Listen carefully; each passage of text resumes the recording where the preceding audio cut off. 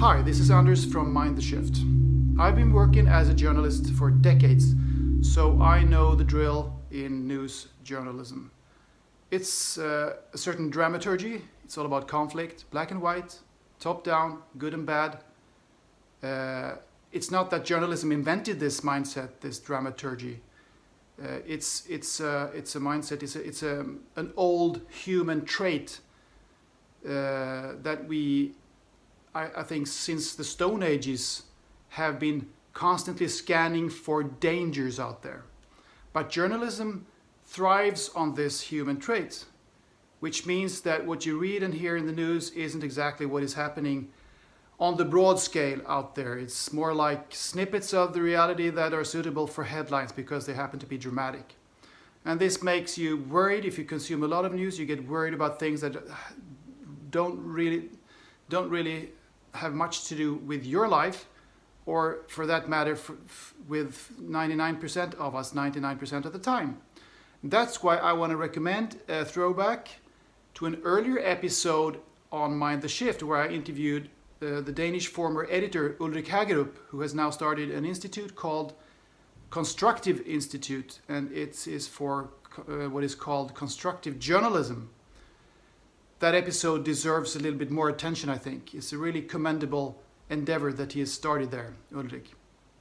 Myself, I've cut down quite significantly on my news consumption lately, the last 2 or 3 years or so, and I'm less worried. It's not to say that my cut down on news is the whole explanation for me being less worried, but I think it's a big part of it. And it has made me, when I do read the news, check out the news, which I do. I mean, it's not that I'm not aware of what's happening. But when I do, I have, I think, a more curious mindset, a more positive mindset, and often a more neutral mindset, which can be really helpful if you want to understand the world, how it really is. I'll give you an example. Donald Trump. I think we can all relate to that example. When he was elected in 2016, I think almost everybody, bar those who voted for him, of course, was worried that something really terrible was going to happen, that the United States was going down the drain, that the world was going to become a pretty bad place pretty soon. And today, well, I was one of those also at that time. Today, I'm not that worried about this Trump situation. Why? Well, for 2 reasons. The first reason is that if I'm worried, I'm not of much use anyway for anything. I can't help the world. I can't help people at all, because when you're worried, your judgment is just terrible. Because worry is an expression of, it's fear-based. I think in the universe there are only 2 basic forces. The first one is love, and everything that is created is based upon love.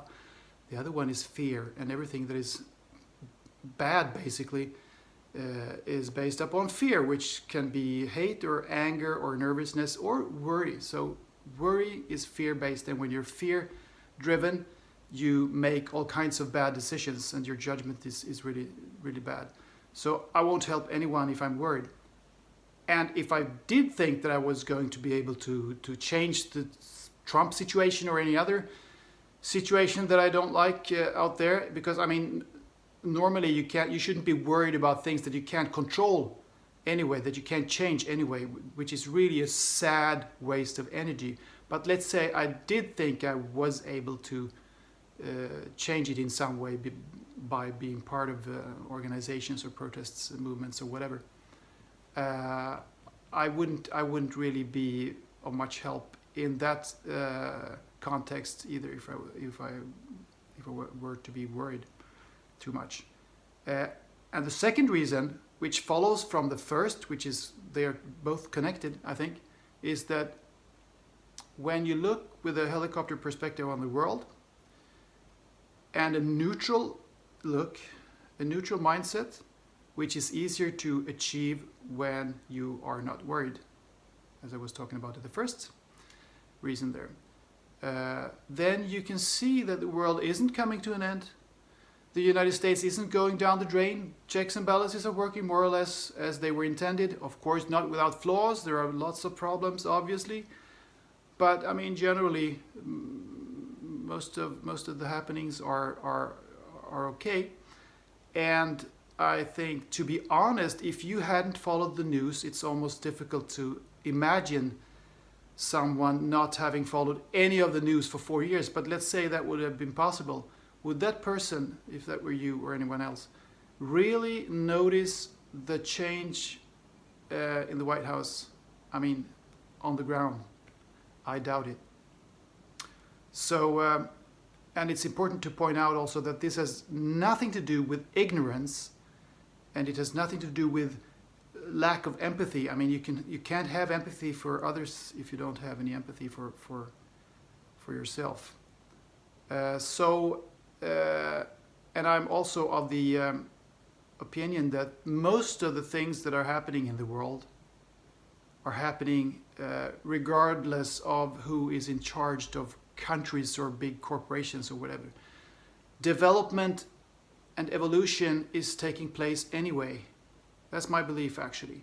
And leaders, well, they can have a marginal effect on things for short periods of time, but I mean, they also have to just handle what is actually happening when 7.8 billion people live their lives and invent things and love and meet and gather and do things. That's what is the real development, the real evolution of the world.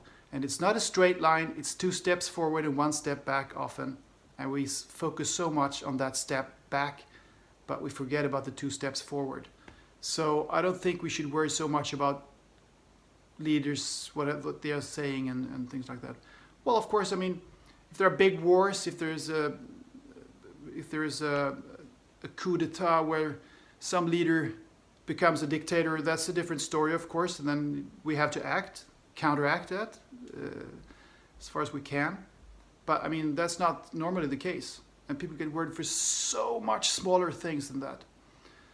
So my recommendation to you now is to, I've said it before and I'm probably going to say it again, cut down a little bit on your news consumption. It's good for you, it's good for your soul, and it's good for your ability to work for a better world. Thank you.